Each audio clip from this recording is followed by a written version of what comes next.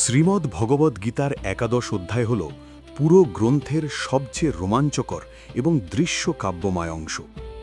এই অধ্যায়ের নাম বিশ্বরূপ দর্শন যোগ। দশম অধ্যায়ে অর্জুন কৃষ্ণের বিভূতি বা মহিমা সম্পর্কে শুনেছেন, কিন্তু একাদশ অধ্যায়ে তিনি সেই পরম সত্যকে নিজের চোখে দেখার প্রার্থনা জানাবেন। এটি অনেকটা থিওরিটিক্যাল ক্লাস থেকে প্র্যাকটিক্যাল ল্যাবে যাওয়ার মতো। একাদশ অধ্যায় বিশ্বরূপ দর্শন যোগ, the vision of the universal form. 1. অর্জুনের আকুলতা, দ্য রিকোয়েস্ট। অধ্যায়ের শুরুতেই অর্জুন স্বীকার করেন যে তার মোহ কেটে গেছে, কিন্তু মানুষের সীমাবদ্ধ মন দিয়ে ভগবানের অসীম রূপ কল্পনা করা কঠিন। তাই অর্জুন কৃষ্ণকে অনুরোধ করেন, হে যোগেশ্বর, যদি আপনি মনে করেন যে আপনার সেই ঐশ্বরিক রূপ দেখার সামর্থ্য আমার আছে, তবে দয়া করে আমাকে সেই অব্যয় রূপ দর্শন করান। 2. দিব্য চক্ষুদান, ডিভাইন ভিশন। কৃষ্ণ অর্জুনকে বলেন যে সাধারণ চর্মচক্ষু দিয়ে তার এই রূপ দেখা সম্ভব নয়, কারণ মানুষের চোখ কেবল ত্রিমাত্রিক জগৎ দেখতে অভ্যস্ত। কৃষ্ণ অর্জুনকে দিব্য চক্ষু প্রদান করেন, যা দিয়ে তিনি সময়ের অতীত এবং মহাকাশের সীমানার ওপারের দৃশ্য দেখতে পান। 3. বিশ্বরূপের বর্ণনা, দি ম্যাগনিফিসেন্ট ম্যানিফেস্টেশন। সঞ্জয় ধৃতরাষ্ট্রকে বর্ণনা করছেন সেই অকল্পনীয় রূপের। অর্জুন যা দেখলেন তা ভাষায় প্রকাশ করা অসম্ভব।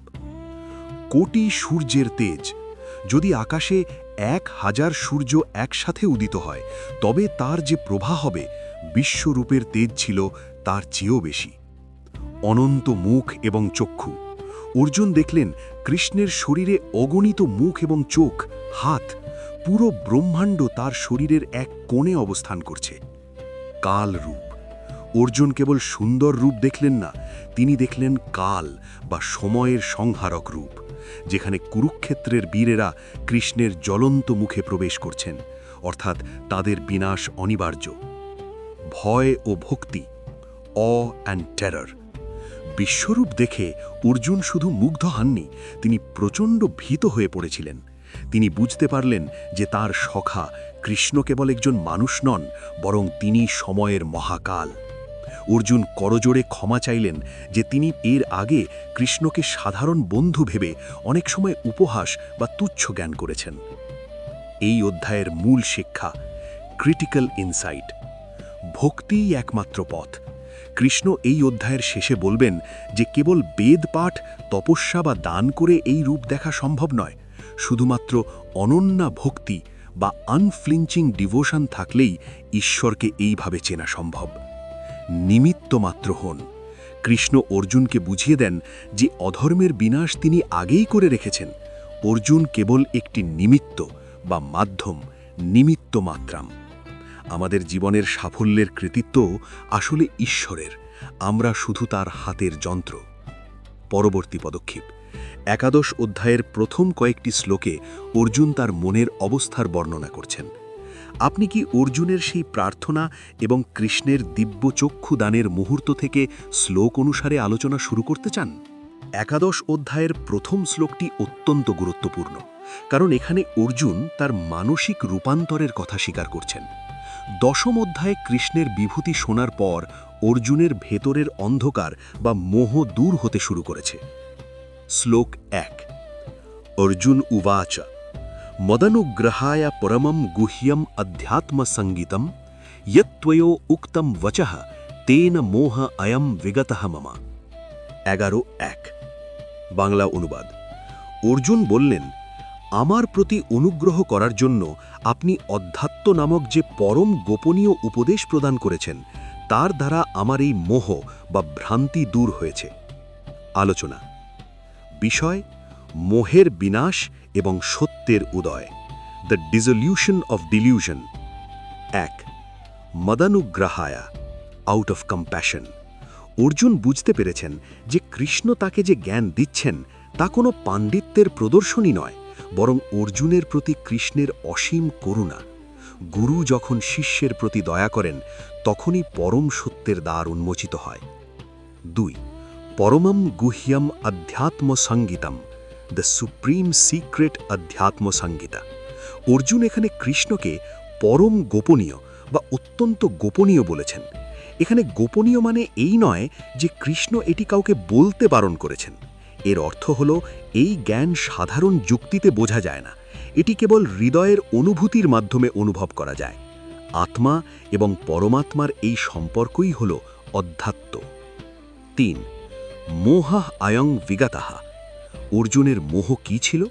তার মোহ ছিল আমি মারছি, তারা মরছে, এই রাজ্য আমার, এই স্বজনরা আমার।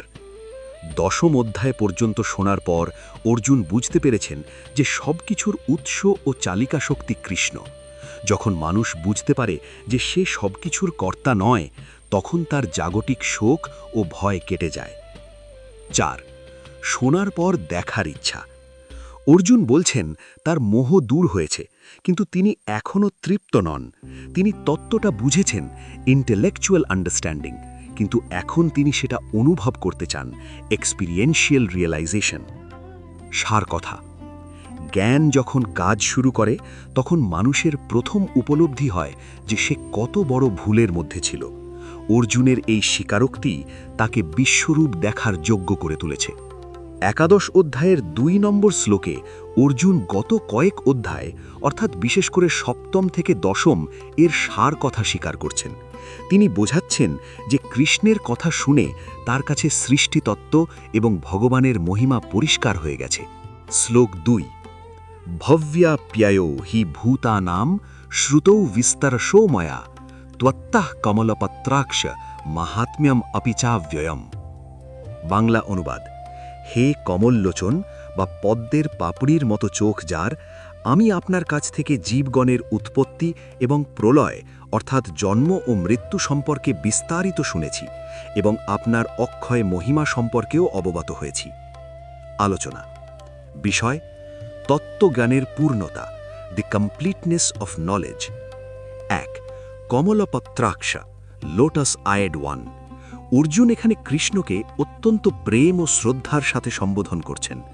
কমলপত্র বা পদ্মপল্লব হল পবিত্রতা ও অনাসক্তির প্রতীক। অর্জুন বোঝাচ্ছেন যে কৃষ্ণ এই বিশাল সৃষ্টি ও ধ্বংসের আবর্তের মধ্যেও পদ্মপাতার মতো নির্লিপ্ত এবং সুন্দর। 2. ভব্যাপ্যায়ৌ, অরিজিন অ্যান্ড ডিসলিউশন। অর্জুন স্বীকার করছেন যে জগতের সব প্রাণী কিভাবে জন্মায় এবং শেষ পর্যন্ত কোথায় গিয়ে মেশে কৃষ্ণেরই শক্তিতে, সেই জটিল বিজ্ঞানটি এখন তিনি বুঝতে পেরেছেন। এটি কেবল দার্শনিক তত্ত্ব নয়, এটি মহাজাগতিক শৃঙ্খলার স্বীকৃতি। 3. অব্যয়ম মাহাত্ম্যম, দি ইনএক্সস্টেবল গ্লোরি। 10ম অধ্যায়ে কৃষ্ণ তার বিভূতি বর্ণনা করেছেন। অর্জুন বুঝতে পেরেছেন যে কৃষ্ণের শক্তির কোনো ক্ষয় নেই, অব্যয়। জগৎ সৃষ্টি করতে গিয়ে বা ধ্বংস করতে গিয়ে ভগবানের শক্তি কমে যায় না, তিনি সর্বদা পূর্ণ। 4. শ্রুতৌ বিস্তরশো, হার্ড ইন ডিটেল। এখানে একটি সূক্ষ্ম ইঙ্গিত আছে। অর্জুন বলছেন আমি বিস্তারিত শুনেছি, কিন্তু মানুষের স্বভাব হল যেই সত্য সে কানে শুনেছে সেটাকে সে চোখের সামনে প্রমাণ হিসেবে দেখতে চায়। অর্জুনের এই শুনেছি কথাটাই তার পরবর্তী দেখার অনুরোধের পটভূমি তৈরি করছে। সার কথা, জ্ঞান যখন পূর্ণতা পায় তখন তা দর্শনের রূপ নিতে চায়। অর্জুন এখন একজন তাত্ত্বিকভাবে পুরোপুরি শিক্ষিত। তিনি জানেন কৃষ্ণ কে, কিন্তু এখন তার মনে এক অদ্ভুত কৌতূহল। যাকে তিনি বন্ধু হিসেবে দেখছেন তার এই মহাজাগতিক রূপটি আসলে দেখতে কেমন। 11 অধ্যায়ের 3 নম্বর শ্লোকটি হল সেই সন্ধিক্ষণ যেখানে অর্জুন তার বন্ধুত্বের সীমা অতিক্রম করে কৃষ্ণের অলৌকিক সত্তাকে দেখার তীব্র ইচ্ছা প্রকাশ করছেন। শ্লোক 3, এব মে তদ্যথার্থ ত্বম আত্মানম পরমেশ্বর দ্রষ্টুম ইচ্ছামি তে রূপম ঐশ্বরম পুরুষোত্তমা। বাংলা অনুবাদ, হে পরমেশ্বর, আপনি আপনার সম্পর্কে যা বললেন তা অবশ্যই সত্য, কিন্তু হে পুরুষোত্তম, এখন আমি আপনার সেই ঐশ্বরিক রূপ বা বিশ্বরূপ নিজের চোখে দর্শন করতে ইচ্ছা করি। আলোচনা বিষয়, বিশ্বাসের স্তর থেকে দর্শনের স্তর, ফ্রম ফেথ টু ভিশন। 1. যথার্থত্বম, অ্যাজ ইউ হ্যাভ সেড। এখানে অর্জুন অত্যন্ত বিনয়ী। তিনি বলছেন না যে আমি আপনার কথা বিশ্বাস করছি না বলে প্রমাণ চাই, বরং তিনি বলছেন আমি জানি আপনি যা বলেছেন তা ধ্রুব সত্য, কিন্তু আমার হৃদয়ে এখন সেই সত্যকে সরাসরি দেখার এক ব্যাকুলতা তৈরি হয়েছে। এটি প্রমাণের জন্য নয়, বরং অনুভবের জন্য প্রার্থনা। 2. দ্রষ্টুম ইচ্ছামি, আই উইশ টু সি। মানুষের জ্ঞানের 3টি স্তর থাকে: শোনা, মনন করা এবং দেখা। অর্জুন শুনেছেন এবং তা নিয়ে চিন্তাও করেছেন। এখন তিনি তার ইন্দ্রিয় দিয়ে সেই পরম উপলব্ধিকে স্পর্শ করতে চান। এটিই একজন আধ্যাত্মিক সাধকের চূড়ান্ত আকাঙ্ক্ষা, ঈশ্বরকে সশরীরে অনুভব করা। 3. ঐশ্বরম রূপম। অর্জুন যে রূপটি দেখতে চাইছেন তা সাধারণ মানুষের মতো হাত পা বিশিষ্ট রূপ নয়। তিনি সেই রূপটি দেখতে চাইছেন যা পুরো ব্রহ্মাণ্ডকে নিজের মধ্যে ধারণ করে আছে, যা দশম অধ্যায়ে বর্ণিত বিভূতিগুলোর আধার। 4. পুরুষোত্তম সম্বোধন। অর্জুন এখানে কৃষ্ণকে সখা বা বন্ধু না বলে পরমেশ্বর ও পুরুষোত্তম বলে সম্বোধন করেছেন। এর অর্থ অর্জুন মানসিকভাবে এখন প্রস্তুত যে কৃষ্ণ কেবল তার রথচালক নন, তিনি নিখিল ব্রহ্মাণ্ডের পতি। সার কথা, জ্ঞান যখন পূর্ণতা পায় তখন তা দর্শনের রূপ নিতে চায়। অর্জুন এখানে একজন কৌতূহলী ছাত্র থেকে একজন একনিষ্ঠ ভক্তে রূপান্তরিত হয়েছেন। একাদশ অধ্যায়ের 4 নম্বর শ্লোকে অর্জুন অত্যন্ত বিনয় ও বিচক্ষণতার পরিচয় দিয়েছেন। তিনি বুঝতে পেরেছেন যে কেবল ইচ্ছে করলেই ঈশ্বরকে দেখা যায় না, ঈশ্বরকে দেখার জন্য নিজের ভেতর সেই যোগ্যতা বা সামর্থ্য থাকা প্রয়োজন। শ্লোক 4। মন্যসে यदि তৎশক্যম ময়া দ্রষ্টুমিতি প্রভো যোগেশ্বরা ততো মে ত্বম দর্শয়াত্মানম ব্যয়ম। 11.4। বাংলা অনুবাদ: হে প্রভু, যদি আপনি মনে করেন যে আপনার সেই রূপ দর্শন করা আমার পক্ষে সম্ভব অর্থাৎ সক্ষম, তাহলে হে যোগেশ্বর, আপনি আমাকে আপনার সেই অক্ষয় অবিনাশী স্বরূপ দর্শন করান। আলোচনা: আত্মসমর্পণের মাধ্যমে দর্শন। 1. মন্যসে यदि অর্থাৎ if you think so. Arjun এখানে জোর খাটাননি। তিনি বলছেন না আমি দেখতে চেয়েছি তাই আমাকে দেখাতেই হবে, বরং তিনি তার ইচ্ছাকে কৃষ্ণের ইচ্ছার ওপর ছেড়ে দিয়েছেন। আধ্যাত্মিক জীবনে এটিই হলো শ্রেষ্ঠ পথ, নিজের যোগ্যতা নিয়ে অহংকার না করে ঈশ্বরের কৃপার ওপর ভরসা করা। 2. যোগেশ্বর সম্বোধন। অর্জুন এখানে কৃষ্ণকে যোগেশ্বর বলে ডেকেছেন। কেন? কারণ অর্জুন জানেন যে সাধারণ জাগতিক উপায়ে ভগবানকে দেখা সম্ভব নয়। একমাত্র যোগ বলের মাধ্যমেই সসীম মানুষ অসীমকে ধারণ করতে পারে। কৃষ্ণ সেই অলৌকিক ক্ষমতার অধিপতি। 3. দর্শন বনাম দর্শন করার যোগ্যতা। আমরা অনেক সময় সত্যকে দেখতে চাই, কিন্তু আমাদের সেই সত্যকে সইবার ক্ষমতা থাকে না। যেমন সূর্যকে আমরা ভালোবাসি, কিন্তু সরাসরি তাকালে চোখ নষ্ট হয়ে যায়। অর্জুন প্রার্থনা করছেন যেন কৃষ্ণ তাকে সেই সক্ষমতাও দেন। 4. অব্যয়ম আত্মানম অর্থাৎ দ্য ইম্প্যারিশেবল সেলফ। অর্জুন কেবল কোনো ম্যাজিক বা প্রদর্শনী দেখতে চাননি, তিনি কৃষ্ণের সেই আদি ও অক্ষয় সত্তাকে দেখতে চেয়েছিলেন যা সময়ের ঊর্ধ্বে। সার কথা, ঈশ্বরকে দেখার জন্য কেবল চক্ষু থাকলে হয় না, যোগ্যতা লাগে। আর সেই যোগ্যতা অর্জনের একমাত্র উপায় হল বিনয়ের সাথে তার চরণে প্রার্থনা করা। পরবর্তী দৃশ্যপট। অর্জুনের এই বিনীত প্রার্থনা শুনে কৃষ্ণ অত্যন্ত সন্তুষ্ট হন। এবার শুরু হবে বিশ্বরূপের আসল উন্মোচন। 5 নম্বর শ্লোকে কৃষ্ণ প্রথম মুখ খুলবেন এবং অর্জুনকে প্রস্তুত হতে বলবেন। তিনি তার শরীরের মধ্যেই পুরো জগৎ দেখানোর কথা বলবেন। আপনি কি কৃষ্ণের সেই বিস্ময়কর আমন্ত্রণ এবং তার বিশ্বরূপের প্রথম বর্ণনাটি শুনতে প্রস্তুত? অর্জুনের বিনীত প্রার্থনা শোনার পর শ্রীকৃষ্ণ এবার তার সেই রহস্যময় এবং অনন্ত রূপটি প্রকট করতে শুরু করছেন। 5 নম্বর শ্লোক থেকে কৃষ্ণের নিজস্ব জবানিতে বিশ্বরূপের প্রথম ঝলক পাওয়া যায়। শ্লোক 5। শ্রী ভগবান উবাচা পশ্য মে পার্থ রূপাণি শতস্য অথ সহস্রশা নানাবিধানি দিব্যানি নানা বর্ণ আকৃতিনি চা। 11.5। বাংলা অনুবাদ: শ্রী ভগবান বললেন, হে পার্থ, তুমি আমার শত শত এবং হাজার হাজার বিচিত্র রূপ দর্শন করো। এই রূপগুলো অত্যন্ত দিব্য এবং এগুলো নানা বর্ণ এবং নানা আকৃতি বিশিষ্ট। আলোচনা: বহুত্বের মধ্যে একত্ব। 1. শতস্য অথ সহস্রশা অর্থাৎ হান্ড্রেডস অ্যান্ড থাউজেন্ডস। কৃষ্ণ এখানে অর্জুনকে প্রস্তুত করছেন। তিনি বলছেন, তুমি এতক্ষণ আমাকে কেবল একজন মানুষ হিসেবে দেখছ, কিন্তু এখন দেখবে অগণিত রূপ। এটি বোঝায় যে জগতের প্রতিটি প্রাণের রূপ আসলে কৃষ্ণেরই ভিন্ন ভিন্ন প্রকাশ। তিনি এক হয়েও বহু। 2. নানা বর্ণা আকৃতি নিচা, অর্থাৎ ডাইভার্স কালার্স অ্যান্ড ফর্মস। সৃষ্টির প্রতিটি রং এবং প্রতিটি আকার, ছোট থেকে মহাজাগতিক, কৃষ্ণের শরীরে বিদ্যমান। এখানে কোনো একঘেয়েমি নেই, আছে বৈচিত্র্যের মহোৎসব। কৃষ্ণ অর্জুনকে সীমাবদ্ধতা থেকে অসীমের দিকে নিয়ে যাচ্ছেন। 3. পশ্যা, অর্থাৎ বিহোল্ড। কৃষ্ণ এখানে পশ্যা বা দেখো শব্দটি ব্যবহার করেছেন। এটি একটি আজ্ঞা বা কমান্ড। এর অর্থ হল ভগবান এখন তার পর্দা সরিয়ে আসল স্বরূপ উন্মোচন করছেন। তবে এই রূপ দেখতে হলে অর্জুনের সাধারণ দৃষ্টির বাইরে গিয়ে ভাবতে হবে। সার কথা, ঈশ্বর কেবল একটি মূর্তি বা একটি ধারণায় সীমাবদ্ধ নন, তিনি অসীম বৈচিত্র্যের আধার। অর্জুনকে তিনি বলছেন তার দৃষ্টিভঙ্গিকে প্রসারিত করতে, কারণ তিনি যা দেখতে চলেছেন তা বর্ণনাতীত। পরবর্তী ধাপের দৃশ্যপটে পরের শ্লোকে কৃষ্ণ অর্জুনকে নির্দিষ্ট কিছু দেবদেবী এবং এমন সব দৃশ্য দেখানোর কথা বলবেন যা এর আগে কেউ কখনো দেখেনি। কৃষ্ণের শরীরের এক প্রান্তেই যে পুরো মহাবিশ্ব বিদ্যমান তা তিনি স্পষ্ট করবেন। আপনি কি কৃষ্ণের সেই বিস্ময়কর ঐতিহাসিক বর্ণনার পরবর্তী শ্লোকটি দেখতে চান? একাদশ অধ্যায়ের 6 নম্বর শ্লোকে কৃষ্ণ অর্জুনকে এমন কিছু দেখার আহ্বান জানাচ্ছেন যা মানুষের ইতিহাসের কোনো সাধারণ যোদ্ধা বা যোগী আগে কখনো কল্পনাও করেননি। শ্লোক 6, পশ্যা আদিত্যান বসূন রুদ্রান অশ্বিনৌ মরুতস্তথা বাহুনি অদৃষ্ট পূর্বাণী পশ্যশ্চর্যাণি ভারতা। 11.6। বাংলা অনুবাদ, হে ভারত অর্থাৎ অর্জুন, তুমি দ্বাদশ আদিত্য, অষ্ট বসু, একাদশ রুদ্র, অশ্বিনী কুমারদ্বয় এবং 49 বায়ু দেবতাকে, মরুতকে আমার মধ্যে দর্শন করো। আগে যা কেউ কখনো দেখেনি, অর্থাৎ অদৃষ্ট পূর্বাণী, এমন বহু বিস্ময়কর রূপ তুমি আজ আমার মধ্যে দেখো। আলোচনা, মহাজাগতিক শক্তির একীভূত রূপ। 1. দেবতাদের অবস্থান।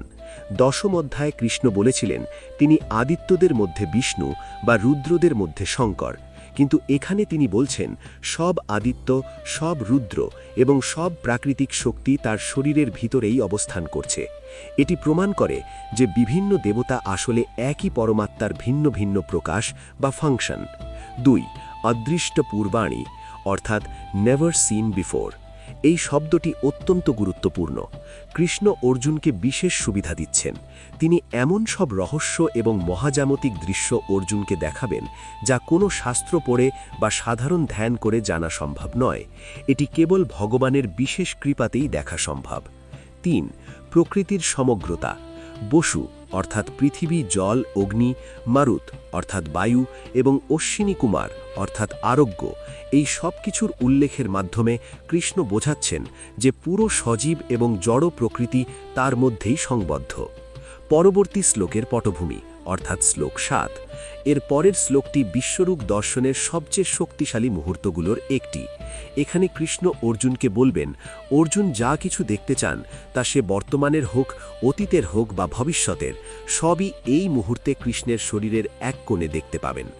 আপনি কি কৃষ্ণের সেই সারা জগৎকে এক শরীরে ধারণ করার শ্লোকটি দেখতে চান?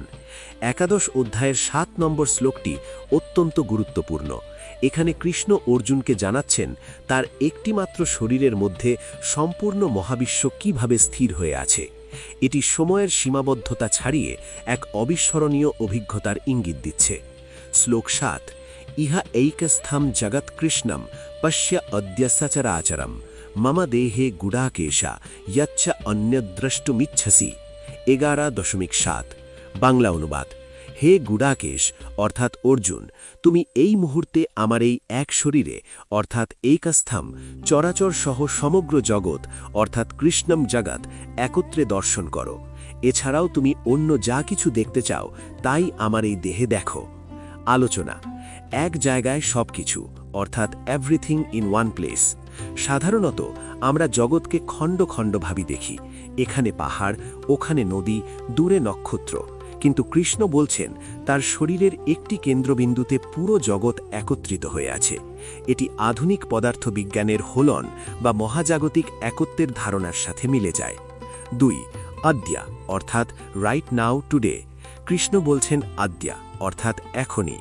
পরম সত্য জানার জন্য বা দেখার জন্য ভবিষ্যতে অন্য কোথাও যাওয়ার প্রয়োজন নেই। যদি চোখ থাকে তবে এই মুহূর্তেই ঈশ্বরকে অনুভব করা সম্ভব। 3. ইয়াচ্চা আন্যা দ্রষ্টুমিচ্ছাসি অর্থাৎ whatever else you wish to see. এটি একটি রহস্যময় বাক্য। অর্জুনের মনে প্রশ্ন ছিল, এই যুদ্ধে আমাদের জয় হবে কি হবে না। কৃষ্ণ ইঙ্গিত দিচ্ছেন যে অর্জুন চাইলে তার শরীরে ভবিষ্যতের সেই ফলাফলও এখনই দেখে নিতে পারেন। অর্থাৎ কৃষ্ণের বিশ্বরূপ কেবল স্থানের বিস্তার নয়, এটি সময়েরও বিস্তার। 4. গুডাকেশা সম্বোধন। অর্জুনকে গুডাকেশ অর্থাৎ যিনি নিদ্রা জয় করেছেন বলে ডাকার অর্থ হল এখন অর্জুনকে চূড়ান্তভাবে জাগ্রত হতে হবে। এই মহাজাগতিক দৃশ্য দেখার জন্য গভীর একাগ্রতা প্রয়োজন। পরবর্তী ধাপের বাধা ও সমাধান, শ্লোক 8। কিন্তু এখানে একটি সমস্যা দেখা দিল। কৃষ্ণ তো সব দেখানোর জন্য প্রস্তুত, কিন্তু অর্জুন কি সাধারণ চোখে তা দেখতে পাবেন? পরবর্তী শ্লোকে কৃষ্ণ সেই সমস্যার সমাধান করবেন এবং অর্জুনকে দিব্য দৃষ্টি প্রদান করবেন। আপনি কি সেই ঐতিহাসিক মুহূর্তটি জানতে চান যখন অর্জুন অতিপ্রাকৃত দৃষ্টি লাভ করেছিলেন? সংশ্লিষ্ট পরের শ্লোকটিকে আলোচনা করব। একাদশ অধ্যায়ের 8 নম্বর শ্লোকটি একটি যুগান্তকারী মোড়।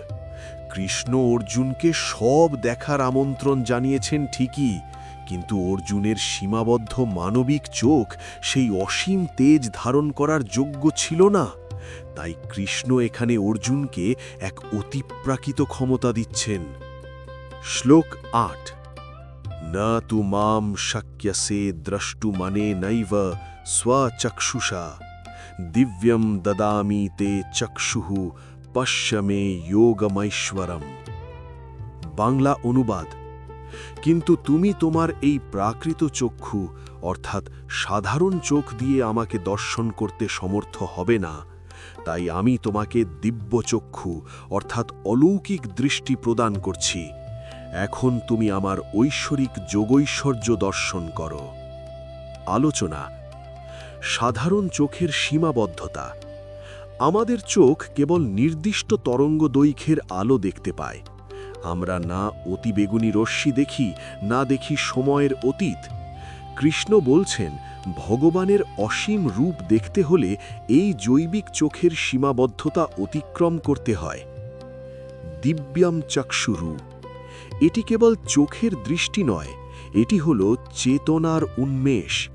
এই দিব্য চক্ষু পাওয়ার অর্থ হল অর্জুন এখন ত্রিমাত্রিক জগতের বাইরে গিয়ে চতুর্থ বা তারও উচ্চতর মাত্রা দেখতে পাবেন, যেখানে অতীত, বর্তমান ও ভবিষ্যৎ একই সাথে বিদ্যমান।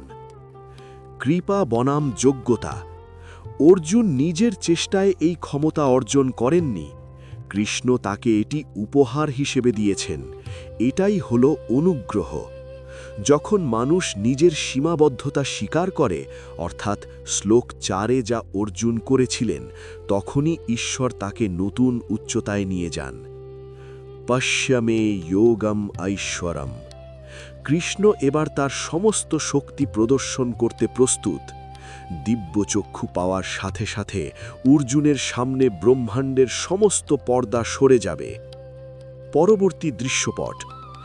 এখন আর কৃষ্ণ কথা বলবেন না।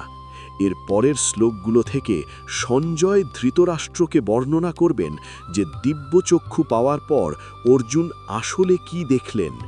সেই দৃশ্যটি এতটাই শক্তিশালী ছিল যে সঞ্জয় নিজেই রোমাঞ্চিত হয়ে পড়েছিলেন। আপনি কি সঞ্জয়ের বর্ণনায় সেই অলৌকিক বিশ্বরূপের প্রথম চাক্ষুষ দৃশ্যটি জানতে চান? একাদশ অধ্যায়ের 9 নম্বর শ্লোক থেকে বর্ণনার দায়িত্ব নিচ্ছেন সঞ্জয়। তিনি রাজা ধৃতরাষ্ট্রকে বর্ণনা করছেন সেই অকল্পনীয় মুহূর্তের কথা যখন শ্রীকৃষ্ণ অর্জুনের সামনে তার মহাজাগতিক রূপ উন্মোচন করলেন। শ্লোক 9। সঞ্জয় উবাচা এবং মুক্ত্বা ততো রাজন মহাযোগেশ্বরঃ হরিঃ দর্শয়ামাস পার্থায় পরমম রূপম ঐশ্বরম। বাংলা অনুবাদ। সঞ্জয় বললেন, হে রাজন, এই কথা বলার পর মহাযোগেশ্বর শ্রীহরি অর্জুনকে তার সেই পরম ঐশ্বরিক রূপ বা বিশ্বরূপ দর্শন করালেন। আলোচনা। মহাযোগেশ্বরঃ হরিহি। সঞ্জয় এখানে কৃষ্ণকে কেবল সারথি বা বন্ধু বলেননি, তিনি বলেছেন মহাযোগেশ্বর। যোগ মানে যা যুক্ত করে। কৃষ্ণ এখানে তার নিজের ইচ্ছাশক্তি ও প্রকৃতির সমস্ত শক্তিকে যুক্ত করে এক অখণ্ড রূপ ধারণ করেছেন। হরি শব্দের অর্থ হল যিনি ভক্তের সমস্ত পাপ ও দুঃখ হরণ করেন। পরমম রূপম। এটি কোনো মায়াবী ইন্দ্রজাল বা হ্যালুসিনেশন ছিল না, এটি ছিল সত্যের সর্বোচ্চ প্রকাশ। এতদিন কৃষ্ণ যে জ্ঞান তাত্ত্বিকভাবে দিয়েছেন, এখন সেটা দৃশ্যত প্রমাণ করছেন। সঞ্জয়ের রোমাঞ্চ। সঞ্জয় ব্যাসদেবের কৃপায় দিব্য দৃষ্টি পেয়েছিলেন, তাই তিনি কয়েকশো মাইল দূরে বসেও কুরুক্ষেত্রের এই দৃশ্য দেখতে পাচ্ছিলেন। ধৃতরাষ্ট্রকে এই কথা বলার সময় সঞ্জয়ের বর্ণনায় এক ধরনের বিস্ময় ও ভক্তির ছোঁয়া যাওয়া যায়। তিনি রাজাকে পরোক্ষভাবে বোঝাতে চাইছেন যে যার পক্ষে এমন রূপ ধারণ করা সম্ভব, তার বিরুদ্ধে যুদ্ধ করা বৃথা। পরবর্তী ধাপ, বিশ্বরূপের ভয়ঙ্কর সুন্দর বর্ণনা।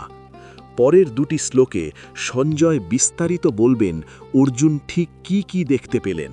অগণিত মুখ, অগণিত চক্ষু, দিব্য অলঙ্কার এবং অদ্ভুত সব অস্ত্র। সেই দর্শনটি শুনলে মনে হয় যেন এক মহাজাগতিক সিনেমা চোখের সামনে ভেসে উঠছে। একাদশ অধ্যায়ের 10 এবং 11 নম্বর শ্লোকে সঞ্জয় সেই অলৌকিক বিশ্বরূপের এক অবিস্মরণীয় বর্ণনা দিয়েছেন। এই শ্লোক দুটি একসাথে পড়লে কৃষ্ণের সেই অকল্পনীয় রূপের এক মহাজাগতিক চিত্র ফুটে ওঠে। শ্লোক 10। অনেক বক্ত্র নয়নম অনেকাদ্ভুত দর্শনম অনেক দিব্যাভরণম দিব্যানেক উদ্যতায়ুধম দিব্যম মাল্যাম্বরধরম দিব্যগন্ধানুলেপনম সর্বাশ্চর্যময়ম দেবম অনন্তম বিশ্বতো মুখম। বাংলা অনুবাদ। সেই রূপে ছিল অগণিত মুখ ও অগণিত চক্ষু, ছিল অনেক অদ্ভুত ও বিস্ময়কর দৃশ্য। তিনি দিব্য অলঙ্কারে ভূষিত ছিলেন এবং তার হাতে ছিল অনেক উদ্যত দিব্য অস্ত্র। তিনি দিব্য মাল্য ও বস্ত্র পরিহিত ছিলেন এবং তার সারা শরীরে ছিল দিব্য সুগন্ধি অনুলিপিত। তিনি সর্বাশ্চর্যে পরিপূর্ণ, জ্যোতির্ময়, অনন্ত এবং তার মুখ ছিল সব দিকে বা বিশ্বত মুখ। আলোচনা। অনেক বক্ত্র নয়নম, ইনফিনিটি অফ সেন্সেস। সাধারণ মানুষের দুটি চোখ এবং একটি মুখ থাকে, যা কেবল একটি নির্দিষ্ট দিক এবং নির্দিষ্ট বিষয় দেখতে বা বলতে পারে। কিন্তু কৃষ্ণের অনন্ত মুখ ও চক্ষু বোঝায় যে তিনি একই সাথে ব্রহ্মাণ্ডের সব কিছু দেখছেন এবং সব কিছুর মাধ্যমে কথা বলছেন। এটি তার সর্বজ্ঞতা প্রকাশ করে। উদ্যতায়ুধম, দ্য রেডিনেস টু অ্যাক্ট। তার হাতে কেবল ফুল বা মালা ছিল না, ছিল উদ্যত অস্ত্র। এর গভীর অর্থ হল ঈশ্বর কেবল শান্ত সৌন্দর্য নন, তিনি দুষ্টেল দমনে সর্বদা প্রস্তুত। এই অস্ত্রগুলো কোনো সাধারণ ধাতু দিয়ে তৈরি নয়, এগুলো সংকল্পের শক্তি। দিব্য গন্ধানুলেপনম, দ্য ডিভাইন ফ্রেগ্রেন্স। সঞ্জয় কেবল চাক্ষুষ দৃশ্যের কথা বলেননি, তিনি গন্ধেরও কথা বলেছেন। অর্থাৎ অর্জুনের দিব্য চক্ষু কেবল দেখছিল না, তার সমস্ত ইন্দ্রিয় এক অলৌকিক অভিজ্ঞতায় জারিত হচ্ছিল। এটি ছিল এক মাল্টি সেন্সরি এক্সপিরিয়েন্স। বিশ্বত মুখম। অর্জুন যেদিকেই তাকাচ্ছিলেন সেদিকেই তিনি কৃষ্ণের মুখ দেখতে পাচ্ছিলেন। এর অর্থ হল সৃষ্টির এমন কোনো স্থান নেই যেখানে ঈশ্বর নেই। ভগবান কেবল সামনে দাঁড়িয়ে নেই, তিনি অর্জুনকে এবং পুরো জগৎকে ঘিরে আছেন। সার কথা। বিশ্বরূপ কোনো নির্দিষ্ট আকারের মূর্তি নয়, এটি এক অসীম ও জীবন্ত মহাজাগতিক প্রদর্শনী, যা একই সাথে সুন্দর এবং ভয়ঙ্কর। একাদশ অধ্যায়ের 12 নম্বর শ্লোকটি শ্রীমদ্ ভগবদ্গীতার অন্যতম বিখ্যাত শ্লোক। বিশ্বরূপের সেই অকল্পনীয় তেজ এবং উজ্জ্বলতা বোঝাতে সঞ্জয় এখানে এক অভাবনীয় উপমা ব্যবহার করেছেন। শ্লোক 12। দিবি সূর্য সহস্রস্য ভবেত যুগপৎ উত্থিতা यदि भा सदृशी स्यात् सा भास्तस्य महात्मनः। বাংলা অনুবাদ: যদি আকাশে 1000 সূর্য একসাথে উদিত হয়, তাহলে তার যে প্রভা বা তেজ হবে, সেই মহাত্মার তেজ সম্ভবত সেই তেজের কিছুটা কাছাকাছি হতে পারে। আলোচনা: সহস্র সূর্যের তেজ, the brilliance of 1000 suns. Sanjay এখানে সরাসরি বলছেন না যে বিশ্বরূপের তেজ 1000 সূর্যের সমান। তিনি বলছেন, যদি 1000 সূর্য একসাথে ওঠে, তাহলে তার তেজ সম্ভবত সেই তেজের কিছুটা কাছাকাছি হতে পারে। অর্থাৎ ভগবানের সেই অলৌকিক জ্যোতি বা লাইট সূর্যের চেয়েও কয়েক গুণ বেশি শক্তিশালী ছিল। মহাত্মানাহা, এখানে কৃষ্ণকে মহাত্মা বলা হয়েছে।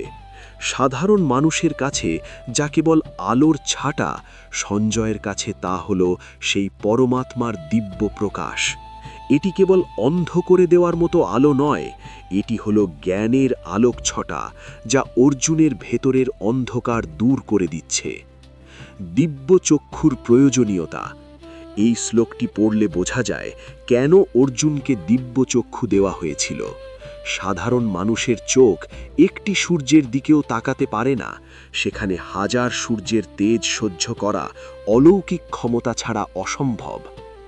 একাদশ অধ্যায়ের 13 নম্বর শ্লোকে সঞ্জয় বর্ণনা করছেন কিভাবে অর্জুন সেই বিশাল ও জ্যোতির্ময় বিশ্বরূপের ভেতরে আমাদের চেনা জগৎকে খুঁজে পেলেন। এটি বৈচিত্র্যের মাঝে একত্বের এক অনন্য মুহূর্ত। শ্লোক 13। তত্রৈকস্থম জগৎকৃৎস্নম প্রবিভক্তম অনেকধা অপশ্যদ্দেবদেবস্য শরীরে পাণ্ডবস্তদা। বাংলা অনুবাদ: সেই সময় পাণ্ডুপুত্র অর্জুন দেবদেব শ্রীকৃষ্ণের সেই শরীরের এক স্থানে একত্রে বহু ভাগে বিভক্ত সমগ্র জগৎকে দর্শন করলেন। আলোচনা: ডিসক্রিপটিভ ডিসকাশন। 1.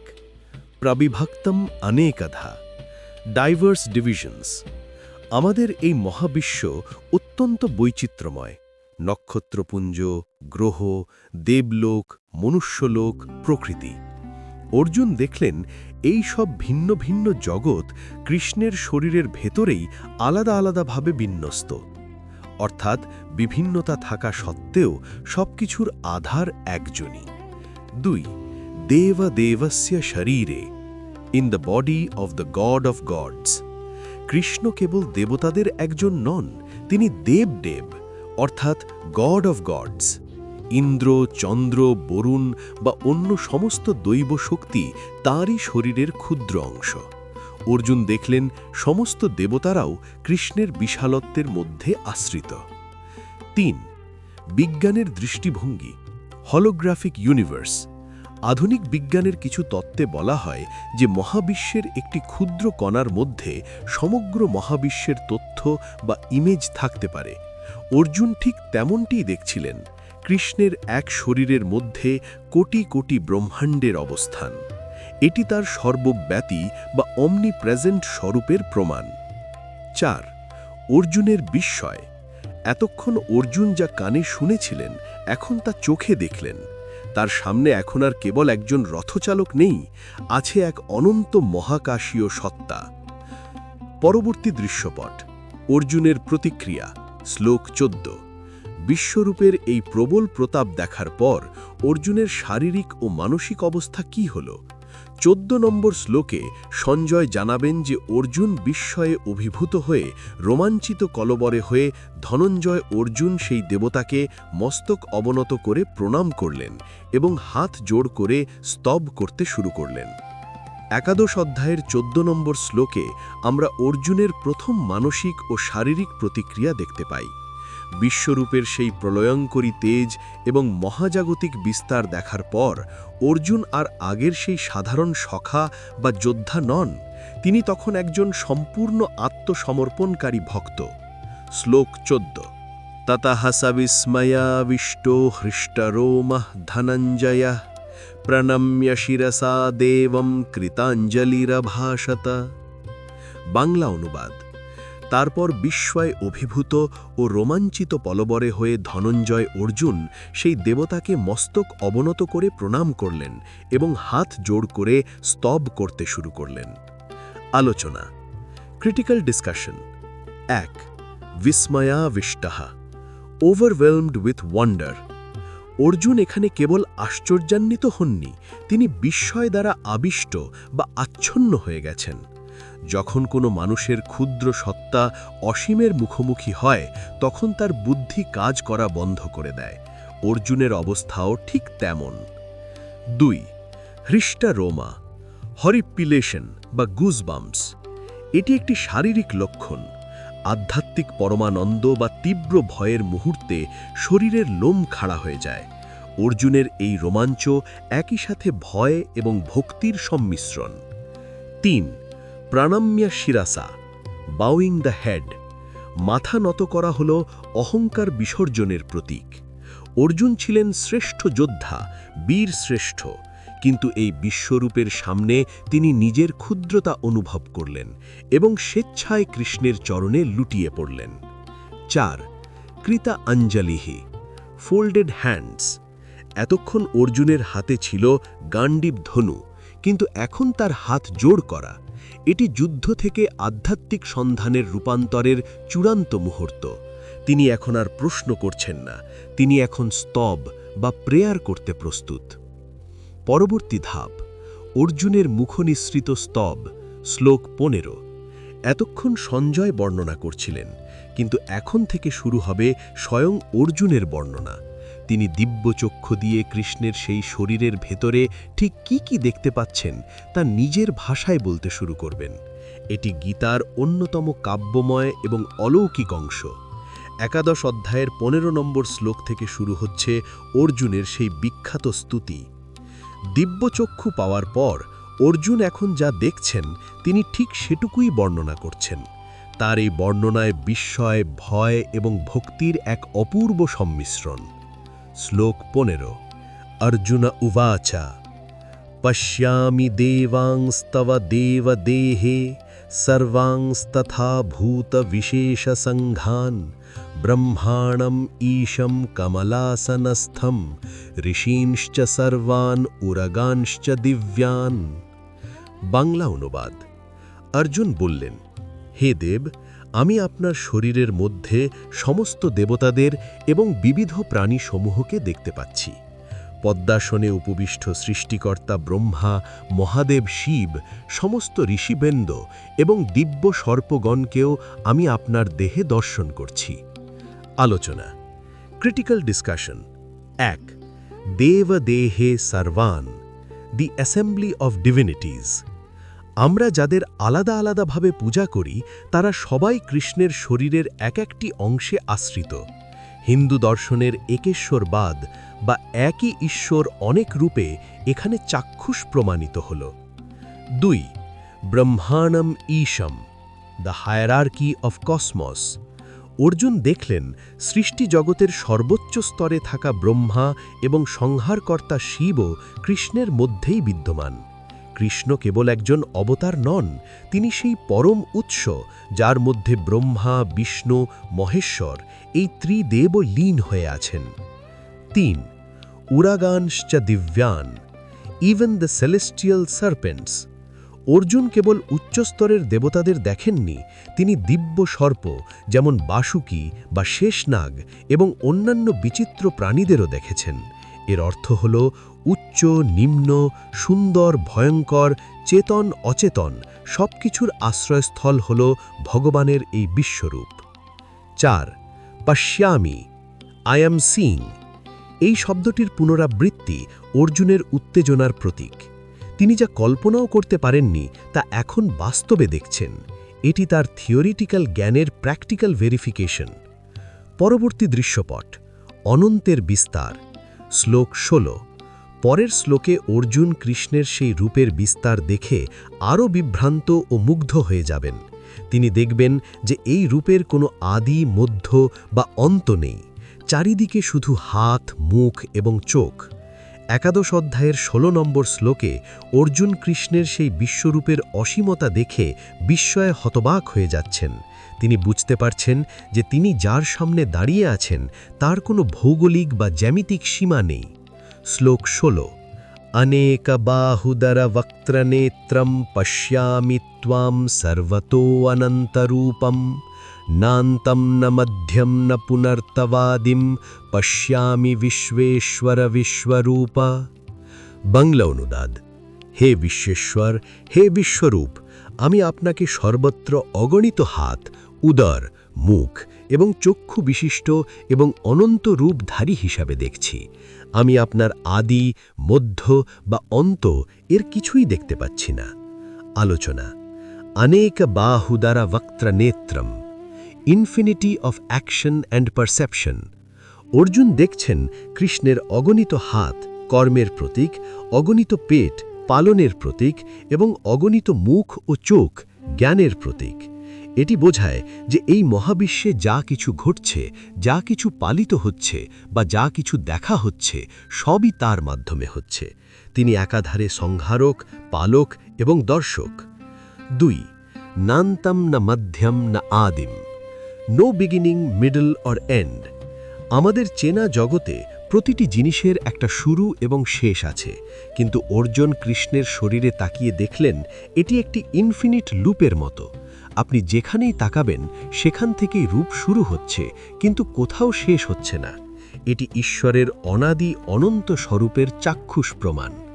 3. বিশ্বেশ্বরা বিশ্বরূপা, the lord of the universe is the universe. এখানে দুটি বিশেষ সম্বোধন আছে। বিশ্বেশ্বর মানে যিনি জগৎকে শাসন করেন, আর বিশ্বরূপ মানে যিনি নিজেই এই জগৎ। অর্থাৎ ঈশ্বর জগতের বাইরে থেকে এটি পরিচালনা করছেন না, তিনি নিজেই জগৎ হয়ে এটি পরিচালনা করছেন। 4. অর্জুনের বিভ্রান্তি। অর্জুন একজন যোদ্ধা হিসাবে জ্যামিতিক মাপজোখে অভ্যস্ত, কিন্তু এখানে এসে তার সমস্ত গাণিতিক হিসেব নিকেশ মিলেমিশে একাকার হয়ে গেছে। তিনি এক মহাশূন্যের মুখোমুখি, যেখানে দিক-বিদিক জ্ঞান হারিয়ে যায়। পরবর্তী দৃশ্যপট, দৈবী অলঙ্কার এবং অস্ত্রের তেজ। শ্লোক 17। অর্জুন এরপর কৃষ্ণের সেই রূপে মুকুট, গদা এবং চক্রের দীপ্তি দেখতে পাবেন। সেই আলো এতটাই তীব্র। একাদশ অধ্যায়ের 17 নম্বর শ্লোকে অর্জুন কৃষ্ণের সেই অতিপ্রাকৃত শরীরেও তার পরিচিত চিহ্নগুলো দেখতে পাচ্ছেন। মুকুট সার্বভৌমত্বের প্রতীক, গদা শক্তির প্রতীক এবং চক্র সময়ের আবর্তনের প্রতীক। তবে এগুলো কোনো সাধারণ ধাতু নয়, এগুলো যেন আলোর তৈরি এক একটি শক্তিপুঞ্জ। এক আলোর কথা বলছেন যা মানুষের সাধারণ কল্পনাকেও হার মানায়। দূরনিরীক্ষাম মানে যার দিকে স্থির দৃষ্টিতে তাকানো যায় না, যেমন আমরা সরাসরি দুপুরের সূর্যের দিকে তাকাতে পারি না। কৃষ্ণের এই বিশ্বরূপ তার চেয়েও কোটি গুণ বেশি উজ্জ্বল। দিব্যচক্ষু পাওয়ার পরেও অর্জুনের কাছে এই তেজ সহ্য করা কঠিন হয়ে পড়ছে। দীপ্ত অনল অর্কদ্যুতিম। অর্জুন এখানে দুটি উপমা দিয়েছেন, প্রদীপ্ত অগ্নি এবং প্রখর সূর্য। আগুন যেমন সব কিছুকে পবিত্র বা ভস্ম করে দেয়, আর সূর্য যেমন অন্ধকার দূর করে জগৎকে আলোকিত করে, কৃষ্ণের এই রূপটি ঠিক তেমনই পবিত্রকারী এবং জ্ঞানদায়ক। অপ্রমেয়াম এই শব্দটি অত্যন্ত গুরুত্বপূর্ণ। এর অর্থ হল যা পরিমাপ করা যায় না।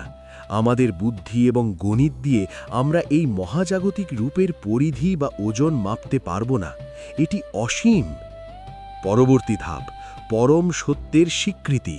বিশ্বরূপের এই বিপুল প্রতাপ দেখে অর্জুন এবার বুঝতে পারছেন যে কৃষ্ণ আসলে কে। তিনি কেবল যদু বংশের শ্রেষ্ঠ সন্তান নন, তিনি বেদের পরম তত্ত্ব। একাদশ অধ্যায়ের 18 নম্বর শ্লোকে অর্জুন তার উপলব্ধির সেই চরম সত্যটি ঘোষণা করছেন।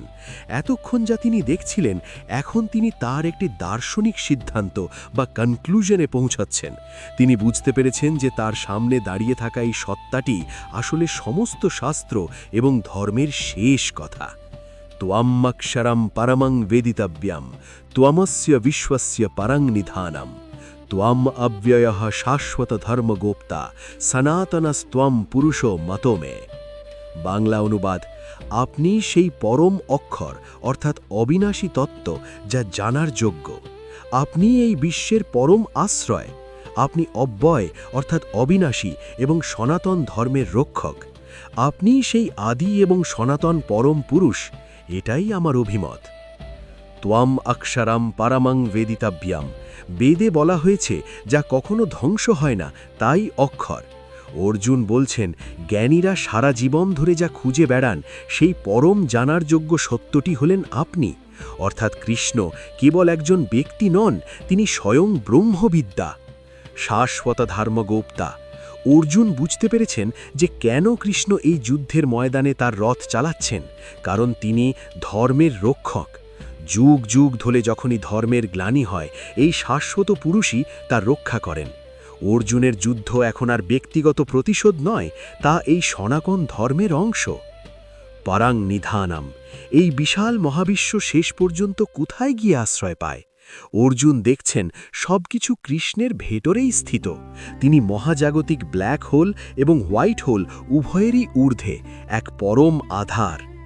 মাতাহামে, অর্জুন এখানে মাতাহামে বলছেন, এর মানে হলো এটি আর কারো কাছ থেকে ধার করা জ্ঞান নয়। নিজের চোখে বিশ্বরূপ দেখার পর এটি অর্জুনের নিজস্ব উপলব্ধি। পরবর্তী দৃশ্যপট ভয়ঙ্কর রূপের শুরু। 19 নম্বর শ্লোকে থেকে অর্জুনের বর্ণনায় একটি নতুন মোড় আসবে। এতক্ষণ তিনি কৃষ্ণের রূপের ঐশ্বর্য এবং মহিমা দেখছিলেন, কিন্তু এখন তিনি কৃষ্ণের সেই সংহারক এবং প্রচণ্ড তেজ দেখতে শুরু করেছেন, যা পুরো ব্রহ্মাণ্ডকে প্রকম্পিত করছে। অনাদিমাধ্যান্তমনন্ত বীর্যম, অনন্ত বাহুম শশি সূর্যনেত্রম, পশ্যামি ত্বাং দীপ্ত হুতাশবক্ত্রম, স্বতেজসা বিশ্বমিদং তপন্তম। বাংলা অনুবাদ: আমি আপনাকে আদি, মধ্য এবং অন্তহীন, অনন্ত শক্তিধারী এবং অগণিত বাহুবিশিষ্ট হিসেবে দেখছি। চন্দ্র আর সূর্য আপনার দুই চক্ষু, আপনার মুখমণ্ডল প্রদীপ্ত অগ্নির ন্যায় তেজস্বী, এবং আপনি আপনার তেজের দ্বারা এই সমগ্র জগৎকে দগ্ধ করছেন। শশী সূর্যা নেত্রাম, এটি একটি গভীর রূপক। সূর্য দিনের আলো আর তেজ দেয়, আর চন্দ্র রাতের শীতলতা দেয়। কৃষ্ণের চোখ দুটি এমন, যা একই সাথে কঠোর ন্যায় বিচার অর্থাৎ তেজ এবং অসীম করুণা অর্থাৎ শীতলতা প্রদান করে। পুরো মহাবিশ্বের সময় এবং ঋতু তার চোখের পলকেই নিয়ন্ত্রিত হচ্ছে। দীপ্ত হুতাশবক্ত্রম, হুতাশ মানে অগ্নি। অর্জুন দেখছেন কৃষ্ণের মুখ দিয়ে আগুন বেরোচ্ছে। এটি কৃষ্ণের কাল বা মহাকাল রূপের ইঙ্গিত। সৃষ্টির শেষে যখন সবকিছু আগুনে লীন হয়, অর্জুন সেই প্রলয়ঙ্করী দৃশ্যটি এখন দেখতে পাচ্ছেন। স্বতেজসা বিশ্বমিদং তপন্তাম, ঈশ্বরের তেজ কেবল আলো দেয় না, তা যখন সংহারক রূপ নেয় তখন তা আসরিক শক্তিকে দগ্ধ করে দেয়। অর্জুন অনুভব করছেন যে কৃষ্ণের এই তেজ থেকে পালানোর কোনো জায়গা নেই। এই তেজ ব্রহ্মাণ্ডের ময়লা বা অধর্ম পুড়িয়ে সাফ করে দিচ্ছে। অনন্ত বীর্যম, অর্জুন বুঝতে পারছেন যে এই যুদ্ধের ফলাফল কি হতে চলেছে। যে শক্তির তেজ পুরো ব্রহ্মাণ্ডকে দগ্ধ করতে পারে, তার সামনে কৌরব সেনার বিনাশ কেবল সময়ের অপেক্ষা। পরবর্তী দৃশ্যপট অর্জুনের ভয়। 19 নম্বর শ্লোকের এই ভয়ঙ্কর বর্ণনা দেওয়ার পর 20 নম্বর শ্লোকে অর্জুন বলবেন যে কিভাবে আকাশ আর পৃথিবী এবং সমস্ত দিক কৃষ্ণের এই এক রূপ দ্বারা ব্যাপ্ত হয়ে আছে। এই দৃশ্য দেখে অর্জুন স্বয়ং এবং ত্রিভুবনের সবাই ভীত এবং ব্যাকুল হয়ে পড়ছে। একাদশ অধ্যায়ের 20 নম্বর শ্লোকে অর্জুন বর্ণনা করছেন যে কিভাবে কৃষ্ণের এই বিশাল রূপটি মহাকাশ এবং পৃথিবীর মধ্যবর্তী সমস্ত শূন্য স্থান পূরণ করে ফেলেছে। এই শ্লোকটি থেকেই অর্জুনের মনে বিস্ময়ের সাথে ভয়েরও সঞ্চার হতে শুরু করেছে। দ্যাওয়া পৃথিব্যোরিদমন্তরংহি ব্যাপ্তং ত্বয়া একনা দিশশ্চ সর্বা দৃষ্ট্বাদ্ভুতং রূপং উগ্রং তবেদম লোকত্রয়ম প্রব্যথিতম মহাত্মান। বাংলা অনুবাদ: হে মহাত্মন, স্বর্গ এবং মর্ত্যের অন্তর্বর্তী আকাশ এবং সমস্ত দিক একমাত্র আপনার দ্বারাই ব্যাপ্ত হয়ে আছে। আপনার এই অদ্ভুত এবং উগ্র রূপ দর্শন করে ত্রিভুবনের সকল প্রাণী অত্যন্ত ভীত এবং ব্যথিত হচ্ছে। ব্যাপ্তাং ত্বয়া একনা। অর্জুন চারদিকে তাকিয়ে দেখছেন, উপরে আকাশ, নিচে পৃথিবী, ডানে বাঁয়ে সব দিক, কোথাও কোনো ফাঁকা জায়গা নেই, সর্বত্রই কৃষ্ণ। এটি ঈশ্বরের বিশ্বরূপ নামের সার্থকতা। তিনি কেবল বিশ্বের ভেতরে নেই, তিনি নিজেই বিশ্ব হয়ে সবটুকু দখল করে আছেন। রূপম উগ্রাং তবেদম। এই প্রথম অর্জুন উগ্র শব্দটি ব্যবহার করলেন। এর আগে তিনি শান্ত এবং বিভূতিময় রূপ দেখেছিলেন, কিন্তু এখন কৃষ্ণের মুখ দিয়ে আগুন বেরোচ্ছে, হাজারো উদ্যত অস্ত্র দেখা যাচ্ছে। এই উগ্রতা হল আসরিক শক্তি বিনাশের আগাম বার্তা। লোকত্রয়ম প্রব্যথিতম মহাত্মান। একা অর্জুন নন, তিনি দিব্যচক্ষু দিয়ে দেখতে পাচ্ছেন যে স্বর্গ, মর্ত্য এবং পাতাল, ত্রিলোকের সকল সত্তা এই রূপ দেখে প্রকম্পিত হচ্ছে। যখন পরম সত্য তার পূর্ণ শক্তিতে আত্মপ্রকাশ করে, তখন ক্ষুদ্র অহংকার আর মায়া ভয়ে কাঁপতে শুরু করে। মহাত্মান সম্বোধন। অর্জুন কৃষ্ণকে মহাত্মান বলে সম্বোধন করছেন, যার অর্থ বিশাল আত্মা। অর্জুন বুঝতে পারছেন যে এই বিশালত্বের সামনে তিনি এবং পুরো জগৎ কতটা অসহায়। পরবর্তী দৃশ্যপট: দেবগণের আত্মসমর্পণ।